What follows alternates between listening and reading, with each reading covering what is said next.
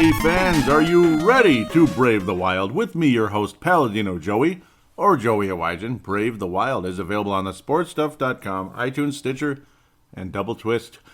Nice to be back, without a doubt, about a week before Thanksgiving here. I almost always record Brave the Wild on Thanksgiving, and odds are, there's a good possibility of it. It's a Friday morning today, not a Saturday morning. Been trying to keep up with the fall cleanups and all that crap. It's wet today, so I'm able to record. So here I am. Let's get caught up. We got about 2 weeks or so to catch up. We last left off on November the 4th, and we lost that night to Chicago, and now we're up to the national game last night. Beautiful comeback for the Wild. Title of the episode, 4 for 4, because the Wild scored 4 goals in the third period for their 4th win in a row. Just what the doctor ordered after some pretty yucky games. Going to kind of get us caught up, kind of brush things with a broad stroke in a sense of talking about the team in a sense more than just game. I'll just kind of, the Chicago game, we'll say November the 4th, very depressing 2-0 loss. I mean, I'll go over the scores, so to speak, super quick, obviously, just to get us caught up. 2-0 loss to Chicago at home.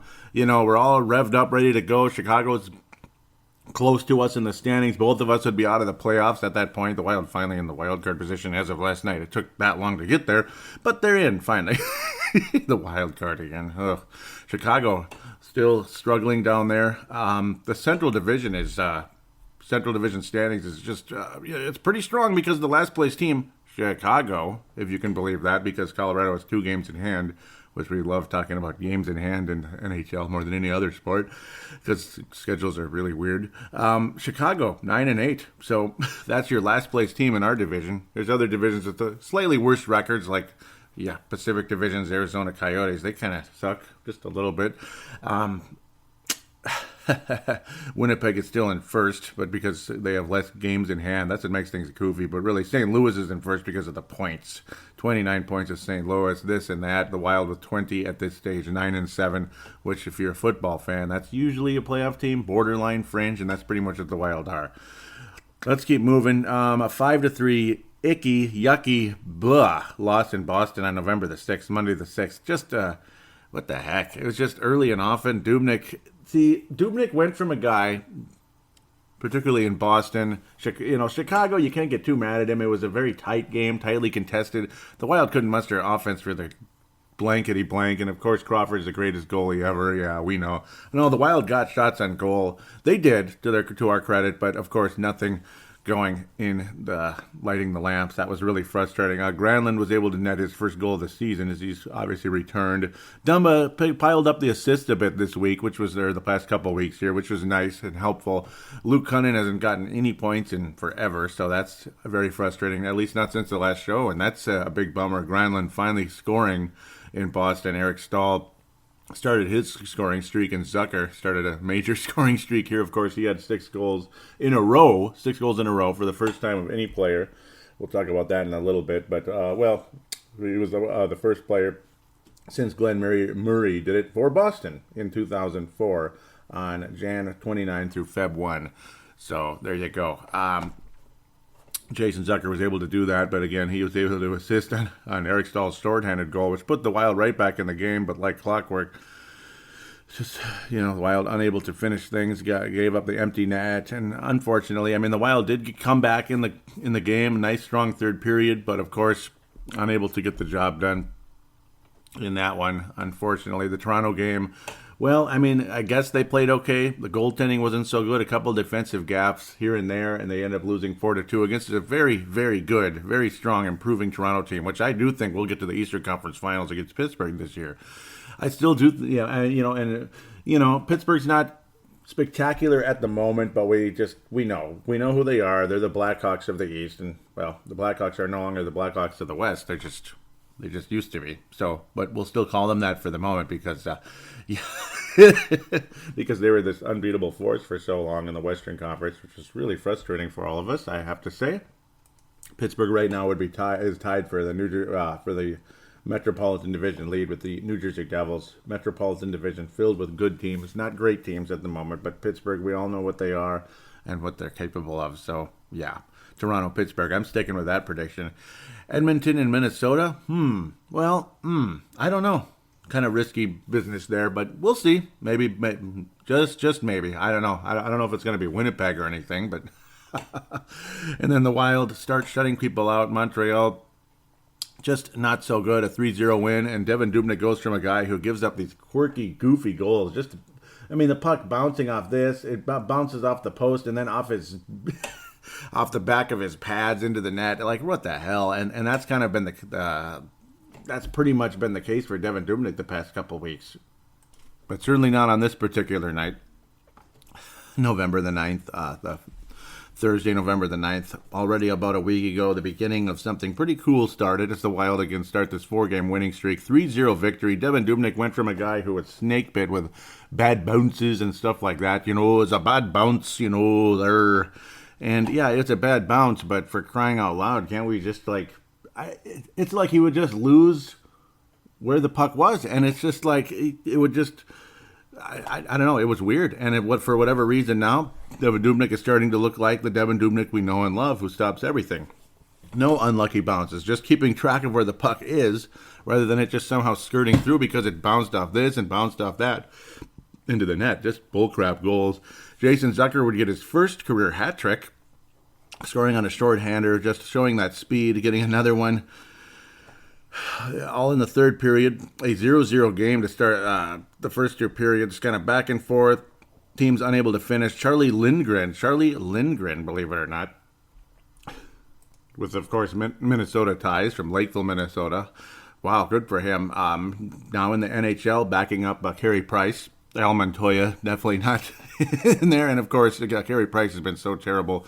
They took their chances with Charlie Lindgren, and he didn't disappoint. He only gave up 2 goals, both to Jason Zucker. Unfortunately for Montreal, a lot of their, talented scoring players not getting the job done. And it just kind of is what it is. You got all these talented guys like Olenchuk and Max Pacioretty, so many players on this team that can score, that you think were capable of it. And, well, Carey Price kind of going downhill, the whole momentum of the team going downhill, and it just kind of is what it is. The morale, I should say, in the locker room, not so good.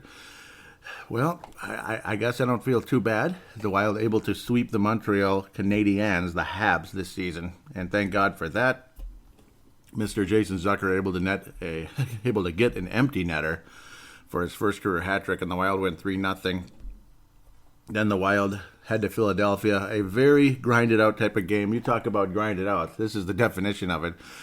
When Philadelphia is unable to score, your goalie's doing something pretty good because they have a lot of scorers on this club.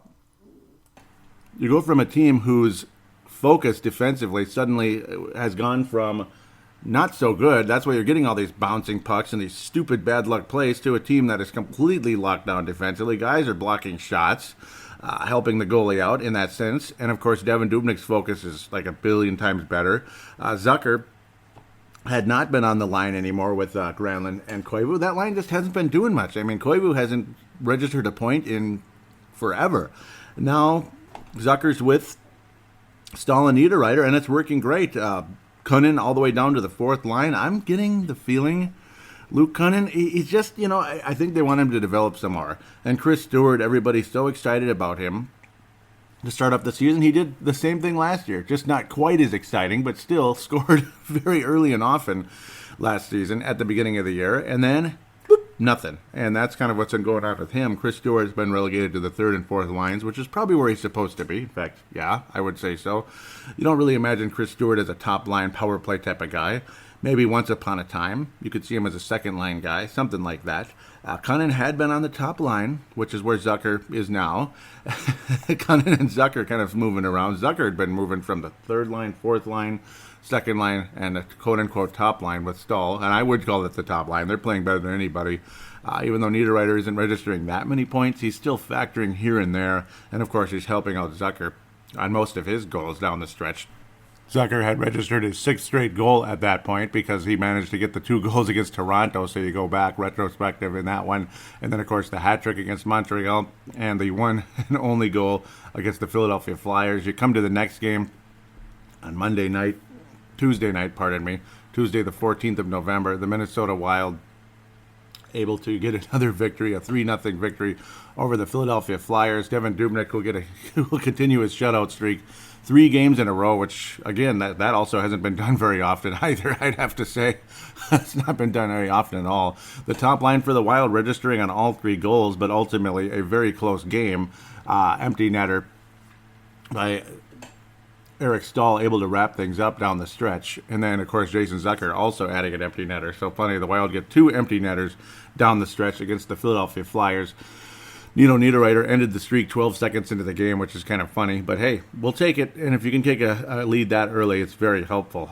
Similar situation happened to the Wild as a team in the Nashville Predators been playing better than anybody in the Western Conference to this point.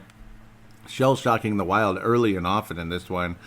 They would go up 3-0. Ryan Johansson finally scoring his first goal of the season on the top line for the Nashville Predators. Johansson hadn't done anything. Johansson getting his first goal of the season. Philip Forsberg and Arvidsson definitely big factors in this game throughout the way, especially that terrible turnover by Nino Niederreiter in the third period, which just took the soul out of the building without a doubt. That top line has been playing spectacular. Mattias Ekholm also getting a shorthanded goal, which was the first of the year for the Nashville Predators. Extreme frustration for the Wild as they trail 3-0. Again, Ryan Johansson scoring only 49 seconds into the game, which made you think, well, this one's going to be a loss. So that Devan Dubnyk streak is over in a quick hurry, isn't it? The Wild would have a goal by Niederreiter taken away. After Matt Dumba finally scored his first goal, of course, he's registered about 9 assists already, believe it or not. Matt Dumba really catching up statistically the past week or so. But that was very helpful, rocketing that on, finally getting the Wild on the board 4 minutes after the frustrating shorthanded goal allowed. The Wild had a 2-man advantage at one point in that power play, and they end up giving up a shorthanded goal. It's like you're finally going to get a chance to get back in, and then it's 3-0. You figure the game's over at that stage. Dumba scores. Okay, now we're in it. Niederreiter then has a goal taken away. They said he basically directed it in the net with his hand. So then Niederreiter scores again anyway, with about 50 seconds remaining in the second period. On the power play, the Wild still get the power play. So very cool. Granlund and Niederreiter factoring on that one. Spurgeon would get his first of 3 points on this power play goal. Spurgeon just spectacular throughout the night. Of course, very early in the third period, you figure, okay, the Wild are within 1. Nino Niederreiter's going to bring the puck up. He just does, I'm not sure what he's doing on this pass. Just turns the puck over. Doesn't know what he's doing on this play. He even looked up to watch the replay thinking, did I just do that? That's basically what the look on his face was. And the crowd went from excited to silent. Little did they know what would come not long after that, thankfully. At least midway through the third period, as the Wild and Nashville would go back and forth, but mostly the Wild dominating the puck, peppering Pekka Rinne, who had been shutting the team out for quite a while, until late in the second period with Matt Dumba's first goal. Not long after that, Nino Niederreiter would score, or at least we thought, and then of course they say the referees overturned the call, saying that that Niederreiter had directed the puck in the net with his hand, drawing the ire of the crowd. But then Nino Niederreiter scores anyway, just about a minute later, finishing a power play goal as the Wild power play taking control tonight, on this particular evening anyway, on the 16th. 2 power play goals for the Wild, Niederreiter and Stahl. But then very early to start the third period, after Niederreiter maybe would have had 2 goals and the game would have been tied. Instead, Nino Niederreiter has a terrible turnover to Victor Arvidsson, and the Nashville Predators set up basically a tic-tac-toe type of goal, which Victor Arvidsson is rewarded, justifiably, his 7th goal of the season. 4-2 lead for Nashville, and everybody's like, what just happened here? Like, really? What just happened? And then you have some back-and-forth chances. The Wild don't give up. They keep fighting. They dominate the puck throughout the third period, but nothing's getting past Rinne anymore, and you think, boy, this thing's over. And then Jared Spurgeon gets set up on a spectacular pass from Eric Stahl from behind the net, and an awesome rifle from Jared Spurgeon, slap shot, wrist, or whatever it is. For some reason, when you look at the box scores, they say Ryan Suter scored the goal, but no, Ryan Suter did not score the goal. It was a rifle shot from Jared Spurgeon, a spectacular shot. Just big time release, and just the determination on Spurgeon's face. And yeah, it seems like every time somebody scores, they got to say F yeah, like yeah, bleep yeah, let's go, that kind of stuff. But I guess that's what just about everybody said on the Houston Astros and Los Angeles Dodgers in the World Series too, and the league championships and all that. Oh, Spurgeon, just awesome. I mean, that was great. And we're going to talk about Jared Spurgeon a little bit with a very interesting prospect who's been floating around kind of, sort of. We'll talk about him in the second segment, though. One that kind of slipped under the radar for a while, and now he's starting to surface just a little teeny bit. Most people still probably don't know who the heck he is, but that's why I'm bringing him to Brave the Wild today. And then after Jared Spurgeon's determined goal, putting the Wild in the game, 4-3, 7 minutes remaining. The Wild have every chance in the world and every right in the world to tie this sucker up. Power play time for the Wild again. Nashville getting in trouble. Marcus Foligno was making a move to the net. It looked like he kind of faked out Rene for a second, and then looked like he was going to go to the backhand. Ends up losing the puck. At first, I thought it was the most spectacular pass ever, but, it kind of was. I mean, maybe Marcus Foligno could be like the Magic Johnson of hockey. I mean, he might as well have been, because that's about what kind of pass Magic Johnson would make if he was a hockey player. Over to Eric Stahl on the power play, and Stahl finishes, and boy, oh boy, the excitement in that building went ape-leap, and Eric Stahl showing that emotion, tie game. And then the highlights weren't over yet, because Jason Zucker, with you could say like a spin-a-rooney leading to a rifle backhand shot. Just very powerful on the backhand. I don't know how he even did it. Just an awesome shot. And Pekka Rinne, again, didn't know what to do. Like, he didn't know what to do with the Eric Stahl goal, because it was just such a shocker. He was waiting for Foligno's backhand. Next thing you know, Stahl has the puck, and it's too late. Zucker scoring his 11th goal of the season, leading the way, and he's just doing that. Woo! The emotion from Jason Zucker, and you just could feel it in that building. Jason Zucker almost trying to do like a Patrick Kane type of celebration. Almost, but not quite. But maybe he's getting motivation from Mr. Boudreau, saying, hey, if you want to be a pure goal scorer, you want me to call you one and others to call you one, go out there and become one, damn it. Jared Spurgeon would add the empty netter. Nice shot on net. Third point of the game. 2 goals and 1 assist for Jared Spurgeon. An overall awesome game for him. And boy, oh boy, absolutely spectacular.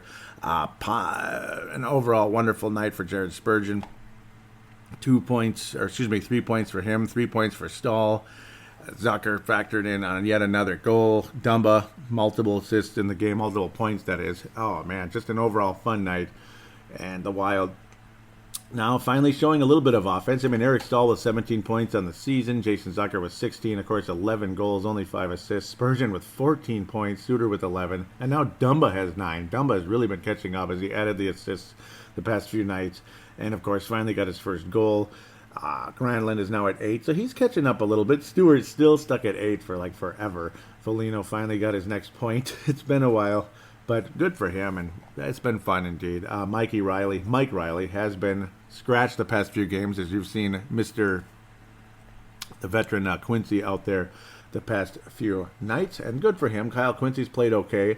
He had a scoring chance in the game, but it's like, shoot. Like instead of having the top group, it was like the bottom group. It's the fourth line and the third pairing out there. So it's like, it looked like a scoring chance of legends. And, well, it's Kyle Quincy. I don't think he's going to score. Joel Eriksson Ek and Luke Cunningham have not factored in any of the scoring of late, and they've been relegated to the third and fourth lines. Of course, Ek has been in the fourth line center most of the time. In fact, that's what he is right now. Cullen's the third line center. Ek and Kunin with Daniel Winnick. Winnick is the leading scorer out of those 3 guys, which is pretty telling. Winnick can play the game. He's about a 20-point guy and an awesome defensive player, just spectacular on the puck. And he's one of those guys you see in those commercials, those unsung heroes that upend players and smash them into the wall and make great plays. And that's what Daniel Winnick is. And I love the guy. Love him. But he probably shouldn't be your leading scorer, even if it is on the fourth line. The fourth line leading guy on that fourth line, when you consider those other 2 players were top picks in the draft. Not top overall, but first-round picks. We'd like to see a little more production. I think one of those 2 guys is going to get sent down when Charlie Coyle comes up, because Charlie Coyle's skating again, and he's going to be coming back before Thanksgiving, it looks like. Not just the start of December, but before Thanksgiving. There's a really good chance Charlie Coyle will be back out there. Someone's probably going to get sent down, I got to think. So, obviously, somebody's going to get sent down. For the record, the Gustav Olofsson, 11 games, no points so far. And that's kind of sad. I'd like to see Gustav Olofsson factor in some of the scoring because he has some of that ability. He's mostly been stay-at-home at the NHL level, but down in the AHL, well, he was factoring in the scoring a little bit. He was stepping up a little bit, and he even talked about how, yeah, he's got an offensive game. He's not just a stay-at-home defenseman. Nice to see Dubnyk's goals against average dropped to about 2.5 now. Thank God. Save percentage all the way up to .922. And, of course, the 3 shutouts on the season. So at least he's out of the threes now. He's not like what Carey Price has been doing. Remember last year and years in the past, Carey Price and Devan Dubnyk have been the top 2 goalies, at least during stretches during the season. Frustrating for him. Alex Stalock has had very strong numbers in the 3 games he's been in. He's actually played in 4, but he started 3. Alex Stalock, of course, had a kid recently, so that's why you didn't see him out there the past few nights. He would have been out there in Montreal, and that was the beginning of Devan Dubnyk's streak, so maybe that little miracle of birth for Alex Stalock's new kid could have been the start of Devan Dubnyk's special run here because, well, back-to-backs, you figure Alex Stalock's going to play in Montreal. He's going to be put in the net. Dubnyk gets motivated, and there he goes. Look at him go. So Alex Stalock will probably be in net pretty soon, as Dubnyk didn't have the best game, I'd have to say, but at the same time, horrible turnovers aren't going to help Devan Dubnyk's cause, and that was part of the problem against Nashville and others along the way. So let's pass out some awards here. Mike Modano Award is going to go to 2 players, and you know who they are. Devan Dubnyk and Jason Zucker, both a spectacular few games here during this stretch. Zucker scored 7 goals since the last show. Just unbelievable run for him. He had 4 goals, now he's got 11. So, wow. And Devan Dubnyk had 0 shutouts, now he's got 3. His goals against average just sliced down in a huge way. Both of them deserve the Mike Modano Award because they have been downright spectacular. James Shepard Memorial, you could say it's Ennis, you could say it's Koivu. I'm going to give it to Ennis because at least Koivu factors in defensively, and he does at least, he sets up scoring chances. Unfortunately, guys, unable to capitalize on some of them, and of course, you'd have to shift the lines around a little bit because Zucker's playing well and other guys aren't. So it kind of is what it is. You put Zucker where he can be more productive, and it's working right now. I miss that line playing as well as they were, but I don't know. Teams make adjustments, this and that. I mean, guys watch film, and that's what they do for a living, and, well, it is what it is. There's going to be a tell on this and that, and that's what's taking place a bit, I would have to say. Granlund, luckily, does still have 8 points despite the missed games, so at least he's catching up a little bit. He's factoring in the assists, making plays. He did his first goal of the season against the Boston Bruins, so good for him. The James Shepard Memorial is, it's going to be Tyler Ennis. He's just not a factor. And, people say this, and I agree with them. It's like you hear someone say it, and you're like, you're absolutely right. Is that Tyler Ennis, a guy who's had concussion issues, he puts himself in position to get hurt. It's like he's constantly being knocked around. Like he could get his bell rung at any second out there, the way he's out there asking for hits and trying to deliver hits, and they're unproductive hits anyway. And it's not because he's small; they're just not necessary. It's like you're just trying to be little Mr. Feisty, and what's the point? So right now, Tyler Ennis, not what the doctor ordered at this stage. So let's take a quick break. We're going to preview 4 games and check up on the prospects, and we're going to feature a guy that has definitely slipped under the radar for the past few years and is just starting to surface. Beep beep, beep beep.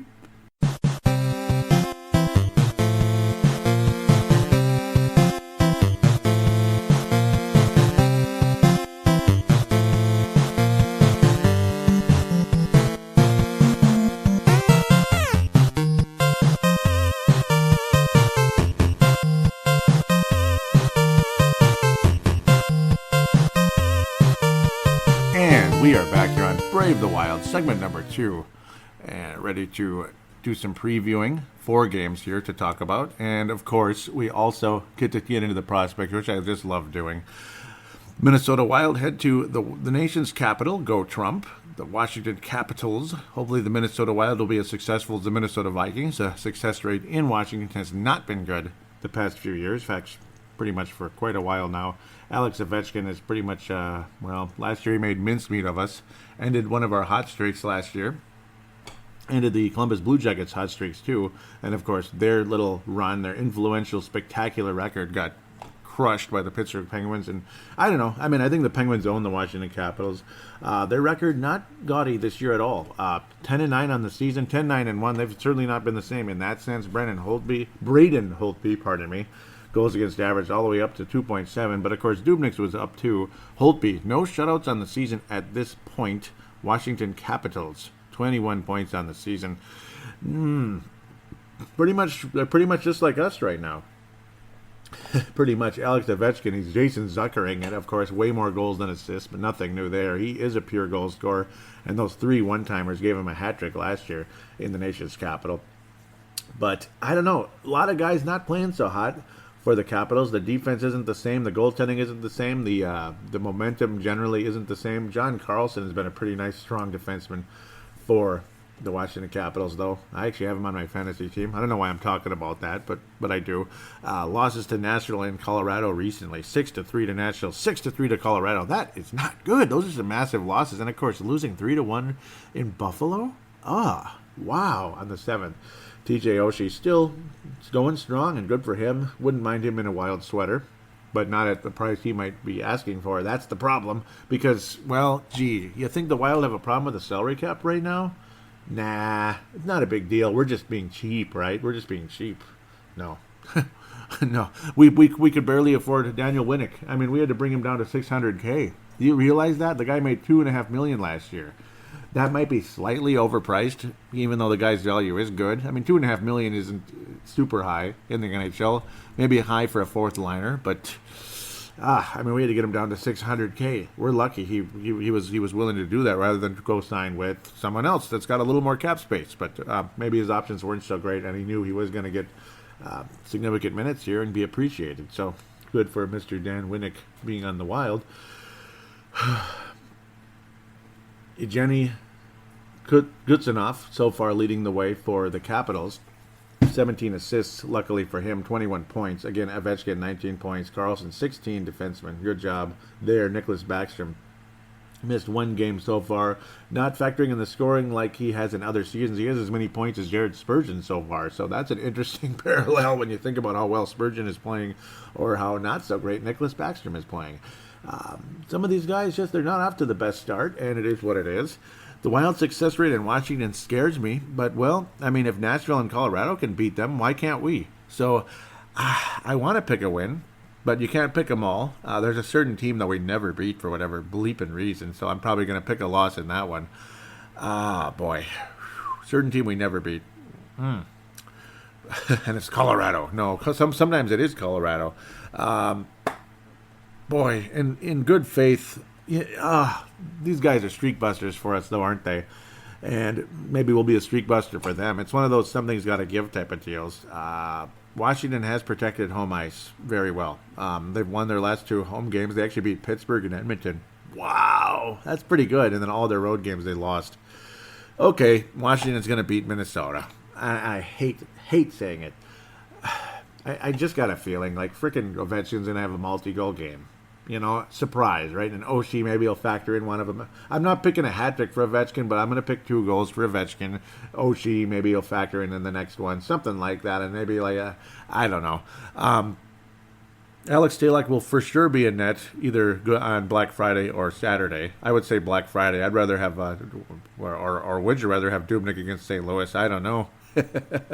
He's had some good games and some bad games against the St. Louis Blues. And boy, we wrap up the month of November with about the 1 year anniversary, somewhere about a week after the 1 year anniversary of the Vegas Knights getting their name finally, the Golden Knights, November 30th. We won't be previewing that game today, but we'll finally play the Golden Knights, who are still playoff bound if the season ended today.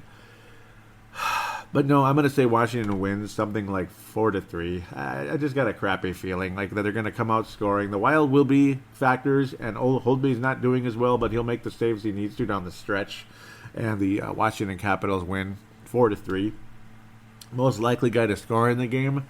Well, the way things are going, let's just stick with it. Jason Zucker, hot hand at this point, and I'm not going to pick him to score in every game. He'll be the main guy, but I'll say he adds his 12th goal this season. He's the most likely guy to score for the Wild, but the Capitals, just their offense, their scoring, and we never play well there, and they're very good on home ice, so Capitals win 4-3. Let's move on. The New Jersey Devils, who are much better. And they still have Corey Schneider. He's a very nice goalie. 11-4-3 on the season in first place in the Metropolitan Division, but only 4 more points than Washington, so that's interesting. But again, they have 2 games in hand, so you might as well factor in another point or two somewhere along the way. Corey Schneider with 1 shutout on the season. About a little over 92% save percentage, not bad. 2.64 goals against average. Not the best thing you ever saw, but certainly not the worst. Decent goaltending from the New Jersey Devils, and what really their calling card right now is young and talented. Young, talented scorers. Taylor Hall, of course, in a pretty awful trade with the Edmonton Oilers. Nice addition, Taylor Hall, a number 1 overall pick years ago. Nico Hischier, a guy who I like very much. He's on my fantasy team. I kind of stopped talking about that, but I picked him up off of free agency, and he's doing the job. For a guy who's just getting started, he's looking great. 14 points already, 11 assists, and of course, I was like, Nicholas Backstrom, 14 points. But yeah, come on. Nicholas Backstrom is a veteran, and he's been doing it forever. But nice start for Nico Hischier. I hope I'm saying it right, but he's been one of the top centers, obviously. Adam Henrique is another center along the way. Definitely not factoring in the scoring quite at Hischier's level, but very impressed with what the young man has been able to do so far. Nobody's a spectacular scorer for this club. Brian Gibbons leading the way with 8 goals on the season, but not much of a scorer. He's the Zucker slash Alex Ovechkin of the New Jersey Devils. I don't know how you put those 3 guys in the same sentence, but it is what it is. The Wild never play well against this team.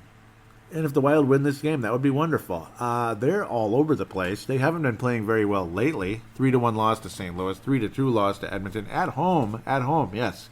On the road, they lose 1-0 to Toronto. 1-0? You keep them to 1 and you can't score against Toronto's mediocre goaltending and some so-so defense? What the hell is that? And that's after crushing the Blackhawks 7-5. But then again, you gave up 5 goals to the Blackhawks too, beating Florida, one of the worst teams in the league, 2-1 along the way. They're 2-3 the last 3 games at this stage. They will go to Toronto, Winnipeg, and Minnesota. We'll be the bottom end of their 3-game road trip, which could be all losses, frankly. I don't know. It's a very winnable game. I think the Wild should win, but I don't know. The Wild's record is sketchy, whether they're on the home or on the road. Zucker seems to do better on the road, I guess, supposedly, because he gets more sleep now. He has a new kid, whatever, and the wife takes care of the kid and stays home with the kid, and Zucker's able to get more sleep, that type of thing. Obviously, parents complain about that all the time because they probably I'm not a parent, but they more than likely have justification for that. I'm sure people are shaking their head at me right now. I don't know. This is a sketchy game. Oh, boy. Oof. Just like the Washington game. I mean, New Jersey had been playing well, and Washington, we know what they're capable of. They have not been playing well, but we know what they're capable of, particularly at home. They're pretty much unbeatable at home at times until they play Pittsburgh. In the playoffs, they can go ahead and sweep Pittsburgh in the regular season, but here come the playoffs, and it's like, Penguins win in 5 or 6 every single bleeping time, just like the Wild and Blackhawks. Okay, I didn't say that. Oh, I want that to come to an end badly this year if we face each other in the postseason. I'm having a hell of a time with this one. I really am. Because, I mean, you can't just sit up here and say win, but I already picked a loss to Washington. It's like, put it this way, the Wild should win this game. I think they're better than the New Jersey Devils. The Devils are good. They're capable of being dangerous. They're capable of scoring. A lot of their veterans are kind of gone. Some of them are still hanging around. None of them are doing spectacularly necessarily, but some of them are. Corey Schneider, you can score on him. Boy. I like the way this team is playing right now, so I'm going to go with a 3-2 win for the Wild. Maybe 4-2 with an empty net, but 3-2 win. Most likely guy to score in the game will be Eric Stahl. The Minnesota Wild will win 3-2 or 4-3 with the empty, or 4-2 with an empty net. Pardon me. The Buffalo Sabres. This is another one. You got to win this game. I mean, on the road. Road games are obviously, I mean, the Wild road record has been decent for the most part. And we all know about Jason Zucker. Okay, I already said that.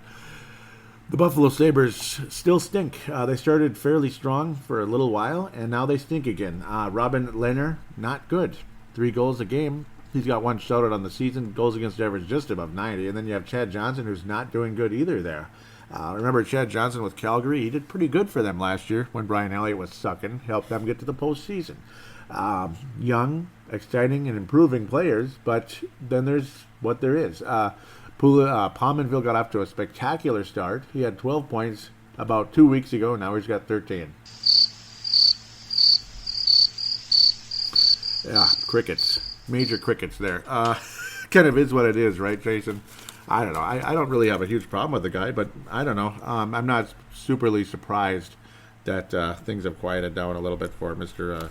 Pominville. God bless him, though. By all accounts, he's a great guy. And you know what? That's where he put his roots in the National Hockey League, is Buffalo Sabres. Of course, Mr. Scandella, Kyle Poso. These are all names that they're not playing well. They're just not winning games at all. Johan Larsson, the former Wild second-round pick, who just stinks. I mean, he's barely in the league, and he's just, he's kind of, you know what he is? I guess it's like if you want to do a trade, so to speak, like a mental trade, Tyler Ennis. Tyler Ennis, just kind of a skill guy who doesn't score. A skill guy who doesn't score. But enough about Matt Molson. 12 games and nothing. Oh. Painful reminder of the worst trade in Wild history. Okay, there's been quite a few, but that was a big one. Oh, a second-round pick for Matt Bleepin Molson, or was it 2 second-round picks? Just terrible trade. Freaking terrible. The Pominville trade doesn't bug me. It's just a big contract afterwards. Yet at the same time, you were kind of like, well, he's the leading goal scorer in the club, and he's got a lot of pedigree, and he's been a team captain forever, and what do you do? What the hell can you do? You just let him go and piss everyone off and say you gave up a first-round pick to rent a guy? So it kind of was what it was there. Benoit Pouliot, there's Minnesota ties all over this team. And because of all the trades, of course, Matt Molson, like I just said, Pominville, back and forth, traded back to Buffalo of all places. Benoit Pouliot traded to Montreal many years ago for Guillaume Latendresse, who was great for a couple weeks. And after that, whatever. Benoit Pouliot certainly has won in the longevity department, and he's a bottom 6 player, but bottom 6 forward, but he's still decent. And he's got 8 points on the year, so okay. Kyle Oposo, big contract and a big disappointment. 7 points so far for that son of a gun who, I don't know. Yeah. Scandella, a guy we would love to have back on the roster. 4 points on the season, like what he brings physically. Obviously, he's a physical, smart defenseman. He makes mistakes, but don't they all? I mean, goals are going to get scored. Of course, Evander Kane, Jack Eichel, future of Buffalo, but still not spectacular yet. They're just good at this stage. Bouncing all over the place. The Wild need to beat this team. I mean, you got to beat this team whether it's at home or on the road. Chad Johnson's been good pretty much everywhere but the New York Islanders, though so far with Buffalo, he stinks. Maybe he should just stay out of the whole state of New York. That might be the key for Chad Johnson. Go back to Calgary. That might be a good idea. Though I think Johnson did have some good moments for Buffalo a couple of years ago as well. But before he went to Calgary. Buffalo recently lost in overtime to the Pittsburgh Penguins. Oof. But yeah, their only win was against Washington. Yep, remember that just recently. They've been getting beat like crazy. The Wild need to win the game, and they will win the game. 4-2 victory for the Minnesota Wild. The most likely guy to score for the Wild is Tyler Ennis. No, Foligno. Foligno's going to score against his hometown club, and that's going to be fun. Marcus Foligno will score in that game. He's going to score, and I love what Foligno brings. He's got skill. He's got size. He's got, I think he likes the game more than people think. Like a lot of people were talking about how you didn't see the effort, but it could be because he was in Buffalo. Because I'm not seeing the same reason for complaint so far with the Wild. I like Foligno. He's just not a spectacular scorer, but, well, that's just how it is. I mean, not everybody is. But he's got skill, and he does play the game hard, and I appreciate what Marcus Foligno brings to the Minnesota Wild. He will score against the Buffalo Sabres. The Wild win 4-2. Don't be surprised to see Pominville net his 7th or 8th goal if he's able to score something along the way. Pouliot always seems to score. I wouldn't be surprised if it's those two, but I don't know. It'll probably be Evander Kane will get one and Pominville will get the other. That's just my guess. I'm just screwing around, really. Colorado Avalanche, should I preview this game? I'll preview it just in case I wait until Friday or Saturday, but very possible I record on Thursday. But then again, the Vikings play on Thursday, so maybe it'll be I don't know what I'm going to do. So I'll preview this game just in case. They'll probably record the Timberwolves show on Friday. So yeah, Varlamov still not good. He's been winning games because the team has been scoring goals. Jonathan Bernier, who's been everywhere, he's been with the Colorado Avalanche in the past. He's been in Anaheim. They just recently crushed the Washington Capitals 6-2. Nathan MacKinnon is starting to show why he was a top pick in the draft, and this Mikko Rantanen is pretty good. I kind of like him. 17 points in 17 games. He's really kind of emerged the last. He's really emerged of late. He came around last year, 39 points, but people weren't really paying attention as much, and myself included. Kind of third line type of numbers, or like say Nino Niederreiter before last year when he emerged, about 20 goals, 40 point type of guy, and now he's really stepping it up. The Finland native Mikko Rantanen, very impressed with what he has brought to the Colorado Avalanche thus far. Of course, Nathan MacKinnon leading the way on that top line, 20 points total, 14 assists. Gabriel Landeskog has been a factor along the way as well, and he's done quite well. 14 points. He's doing much better than he had in the past. Matt Duchene, of course, traded away to the Ottawa Senators in a 3-team dilly. Eric Johnson, the former number 1 overall pick to the St. Louis Blues, and annoyance to the Wild over the years, particularly in the Colorado series, has only got 6 points on the season. Certainly not looking like a top defenseman to me. But a team that had been playing well, they're starting to drop off. I think the Wild can win this game. You know, I mean, why shouldn't we? Do the Wild win all these games though? Jeez, this is an afternoon game. That just, you know what that spells. That spells a loss.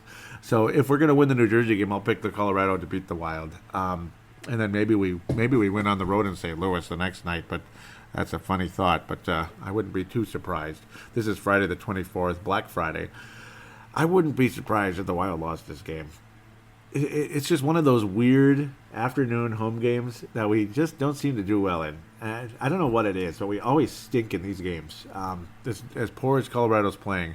So, I mean, it's interchangeable. We'll either lose to New Jersey or Colorado. I'm going to pick the Wild to lose to the Colorado Avalanche at this point. Probably a more of a mess, higher scoring kind of a game. Something along the likes of 4-3. Colorado will win the game. Alex Stalock will be in net. I think, this is going to be one of his stinker games, unfortunately. I just see Colorado winning. But maybe not. Maybe Alex Stalock will bring that passion and that aggressiveness. I don't know. But I just got a feeling that the Wild don't win. A 4-3 win for Colorado. It's going to be a frustrating night. Maybe even 4-2. Like Varlamov will magically have a good game, and the frustration will set in for Wild fans. On paper, this is a winnable game, but these games are always funny. I mean, I have too many memories of that in the past. So the Colorado Avalanche will win 4-3. Down the stretch, possibly a shootout. We'll say shootout win. The Wild will get a point against the Colorado Avalanche. It'll be a shootout. They'll get lucky. Maybe the Avalanche tie it up at the last second, some bull crap, and then they'll steal it in the shootout or overtime, something like that. But the Wild will get a point against the Colorado Avalanche in this one. So there it is. There it is. The Wild will go 2-1-1 in the next 4 games, and as we head into Thanksgiving week here. Let's start looking at them prospects, if humanly possible, and wrap this show up. Over in Iowa, things going a little bit better because Steve Michaelik is back with the Iowa Wild, and he's been downright great. 2 games, he's allowed 2 goals a game. He's been awesome. That's been helpful. Sam Anas has been factoring a little bit, 7 points so far. Justin Kloos, one of the leading scorers down there. So far, Zach Mitchell still leading the way. He's only played 10 games, and he's got 13 points. He's been great. He's been kind of a fringe minor league guy, but he's showing a little promise. Mario Lucia stuck at 4 points. Susie stuck at 3. Nick Steeler stuck at 2. Those are all, again, prospects, legitimate prospects for the Wild down the stretch. Lennon Ferraro is finally healthy, playing again, and he's factored in. He scored his first goal in the AHL this season down there just the past week. So that's pretty much all I'm going to say about the Iowa Wild right now, other than the fun prospect I'm going to talk about here in a second. Just, they're playing a little better. They have a winning record now. Guys are getting healthy, and that's nice. Nice to see Justin Clues playing as well as he is. His first year in the AHL, and he's doing this well. So good jump from college to the AHL. But a guy to jump from getting cut from St. Thomas as a sophomore in high school to getting a 3-year entry-level contract at age 20. It's like you sit here and it's like, wait a minute. This guy's only 20 years old. He's an undrafted free agent. He's a defenseman, and he's got 7 points. What the hell? Brennan Mennel. A guy who impressed during the summer tryouts, impressed during training camp, was sent down to the AHL. The AHL, by the way, again, not the ECHL or anything like that. The AHL. Not sent to juniors or anything like that, which probably wouldn't be very productive. But he's got 7 points, and he wants to model his game after Jared Spurgeon. Now, of course, I did some research on him. It's like you sit down and look at this, like, wait a minute, this guy's this young, he's doing this well, and he's in the AHL? That's kind of a weird combination, isn't it? He was undrafted, he's this young, and he's doing this well, and I never heard of him. And then you sit down, do some research, and this one slipped through. This article slipped through as I keep up with the Wild religiously. But this one slipped past. Megan Ryan of the Star Tribune had an article about him, and he was saying how he modeled his game after Jared Spurgeon, and then he's out there skating with him and during training camp, and it was just unbelievable. And Spurgeon helped him out, and he learned from him, and very impressive. Brennan Mennel out of Woodbury, Minnesota, and again, he was cut from the sophomore team at St. Thomas Academy. Extremely impressive. He's 5'11", 172, smaller guy. Got to keep bulking up a bit. But he's doing a hell of a job so far. Only 20 years of age. And, of course, it's a pretty young 20, May 24th. So still got time here the rest of the year. He'll be 20 all year. Unless the Iowa Wild go to the Cup Finals down there. Not sure they're going to do that, but maybe. I don't think so. I don't think they're filled with top prospects. But somebody's going to get sent down. Is it Eric Tanak or is it Luke Cunnin? It's going to be one of those two when Charlie Coyle comes back. And then when Mr. Parisi comes back, we'll see. We'll see some interesting stuff going on. But Luke Cunning's not been productive in the scoring end, but you are seeing positivity from both Cunnin and Eriksson Ek. Stuff that doesn't show up in the box score. Smart play, good defense from Eriksson Ek, and all that. Luke Cunnin does a lot of nifty things, and one of these days he's going to break loose. He's going to have a multi-goal game, and then before you know it, Luke Cunnin will be the kind of guy who all of a sudden has 10 points in a month, and then just, things start to jump, and next thing you know, he's got 25 points in a couple months, and then he's going to be one of those good players in the league, hopefully one day. He's got natural scoring ability. He can set players up. He can score. He's got a lot of Zach Parise in him. I got to think is Luke Cunnin, and of course Brennan Mennel has Jared Spurgeon in him a bit. He factors in the scoring. 2 goals, 5 assists so far. He's a -7, which, well, Iowa started out really poorly, like they seem to always do. It's not the best plus-minus, but a lot of players are around that range on the club. Carson Soucy's a +6, though, which is extremely impressive. I think if anybody gets called up to the Wild, like say someone gets hurt, or maybe the Wild give up on Kyle Quincy, which I don't think they're in a hurry to do that. I think he's a nice, valuable veteran. But say if somebody gets hurt or something like that, Carson Soucy will be the first guy to get called up. He's not factoring in the points, but boy, he is a strong, solid defenseman, and he's done a great job down there in Iowa.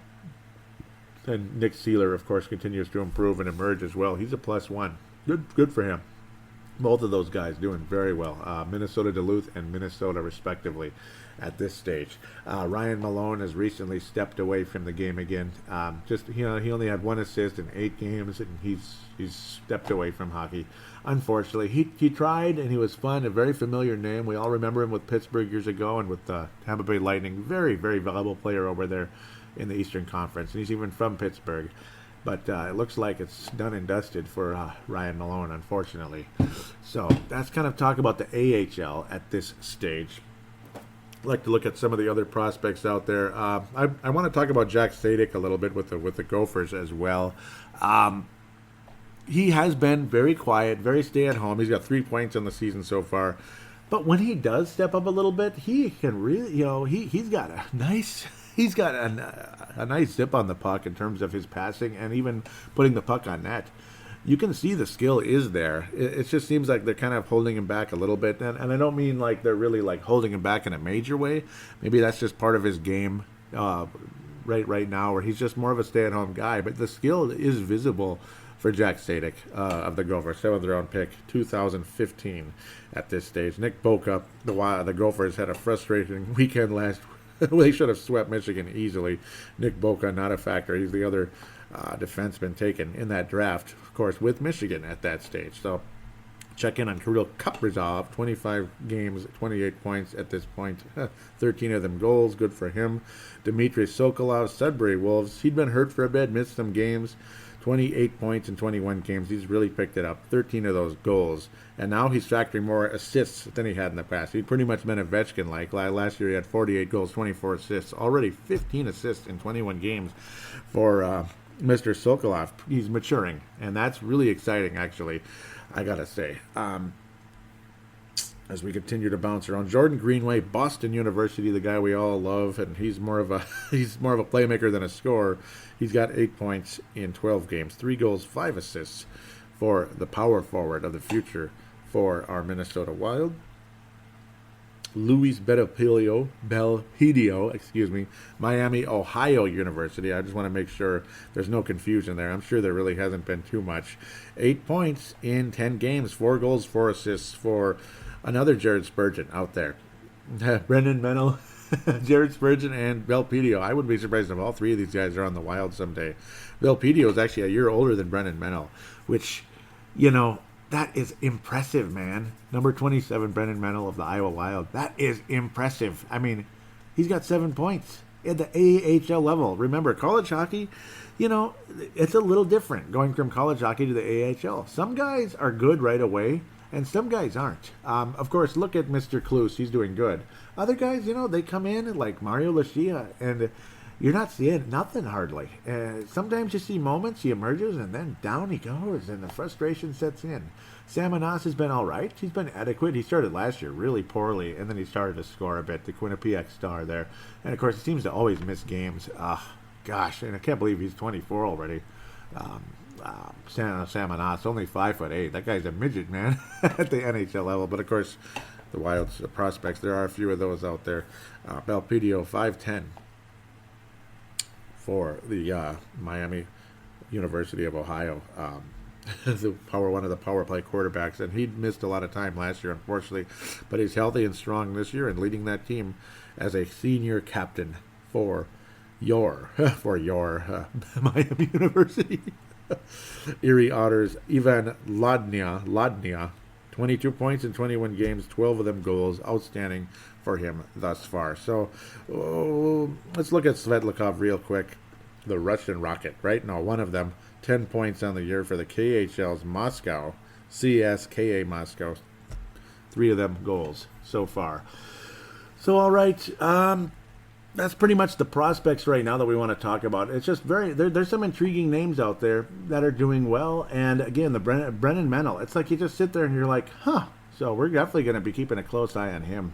Him and Carson Soucy, I think, are 2 of the more exciting ones down there in Iowa. Of course, Justin Klus, I think he's going to see time in the NHL in his career. He's not going to just get that one game and then that's it. Just his little cup of coffee and that's it. I think he'll see some time. I mean, remember, Johnny Poole got some time with Toronto, stuff like that in the past. Maybe Klus gets even more than that. I think he's better than Lennon Ferraro. I do.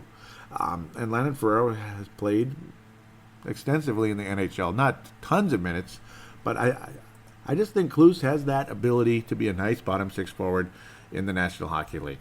I'm going to give some quick information here at Brave the Wild. At Brave the Wild is a Twitter account. Want to thank Hockey Podcasts at NHL Podcasts for retweeting the show, sending it out to possible listeners. Thank you very much. I really appreciate that. Helping meet they call it Teal Town now. Teal Town, the Teal Town podcast. San Jose Sharks. Helped me meet Chris there in Northern California, who has a little Minnesota ties as well, and that he was intrigued by this show and wanted me on. And I'd like to have him on this show too sometime. Shout out to Chris of the Teal Town podcast, and of course I'm going to shout out to Fireside Chat as well, Calgary Flames show. Love that show, and I'm a fan of the Flames until we play them anyway, that type of thing. So quick shout-outs there given out. Let's get to the Facebook page as we could say. Facebook.com/Brave the Wild. Facebook.com/Brave the Wild. Do give that a like and join the page. Join in the discussion. It would be greatly appreciated. Also, Facebook.com/MNW Players. Facebook.com/MNW Players. I'm a proud admin of that page. Pavel Bunyk and Marek Skyba also factors in on there. They talk about the prospects and obviously the NHL Minnesota Wild. Lately they've been posting more on Minnesota Wild hardcore, and I understand it's been quiet. They've been busy going to school, all that, and I need to contribute more. I'm admitting that. Hopefully, Pavel, you're listening and you can hear what I'm saying right now. I apologize for not factoring more in on some of the, talking about the prospects and such. I'm going to bring up Brennan Mennel on there. I think that'd be a good idea. A lot of people have been joining the page. I hope they haven't been disappointed with the lack of interaction, and I apologize. So just thought I'd mention that right here, right now. Thanks again, Pavel, Bunet, Marek Skyba, and others out there. Shout out to Chance Kostick, my brother's brother-in-law, and my brother-in-law, you could say, but it's his sister is my sister-in-law, my brother's wife. So that's the situation there. Shout out to Jim and Sarah Madil, also Minnesota Wild Hardcore. Awesome website as well. I endorse it in a big way. Just want to thank all of you again for listening. Please do tell your friends about the show. Please give a positive rating for Brave the Wild on iTunes or Stitcher. It would be greatly appreciated. I'll give you a shout out and a big thank you right here on the air. Interact with me on @bravethewild.com as well for the Twitter account. Give that a follow if you could. You're welcome to call into the show as well. 209-736-7877. 209-736-7877. It is a voicemail. Do treat it as such. Mention you're calling into Brave the Wild. Do your statement, shout out, comment, question, opine, whatever it is. Interact with me, and it'll be very enjoyable. Talk about the Wild, the prospects, whatever it is, certain players, the whole team as a whole, the team as a whole in general, whatever it is. Greatly appreciated. That's the phone line. And then on the Facebook page, there's a call now button, which goes to the same phone line through Facebook Messenger, so it's free for international calls. It goes right through. There is a 3-minute limit because it's a voicemail, and then there's one other route which you have less of a limit. It's the audio submission route, where you can use the free voice recorder on your smart device of any kind, Samsung, Apple, whatever it is. Record it, treat it like a phone call, and email it to paladinolive@yahoo.com. Paladinolive@yahoo.com, and I will get it ready, turn it into an MP3 file, and slide it right here in the show in the fan interaction segment on Brave the Wild. I want to thank you again very much in advance for your cooperation and your interaction. Thank you again. I want to wish all of you a good week. Happy Thanksgiving if I don't record the show before then. Stay warm, stay cool wherever you are in the world, and enjoy the improved play of our red-hot Minnesota Wild.